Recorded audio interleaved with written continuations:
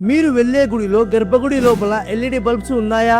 ఉన్నట్లయితే మీరు ప్రమాదంలో ఉన్నట్లే. పురాణాల ప్రకారం గర్భగుడిలో కృత్రిమ కాంతి ఉండకూడదు. ఎందుకో తెలిస్తే మీరే షాక్ అవుతారు. సో వీడియో ఎన్ని వరకు చూడండి. గర్భగుడి అంటే కేవలం ఒక గది కాదు, అది ఒక ఎనర్జీ సెంటర్. అక్కడ లైట్లు ఎందుకు ఉండవంటే వెలుతురు లేకపోవడం వల్ల కాదు, ఆ వెలుతురు మీ ప్రాణశక్తికి హాని కలిగిస్తుంది కాబట్టి. కేవలం ఒకే ఒక నూనె దీపం వెలుగులో మాత్రమే దేవుడిని ఎందుకు చూడాలో తెలుసా? నిజానికి గర్భగుడిలోని విగ్రహం నుంచి వెలువడే ఎలక్ట్రోమాగ్నెటిక్ వేవ్స్ చీకట్లో చాలా శక్తివంతంగా ఉంటాయి.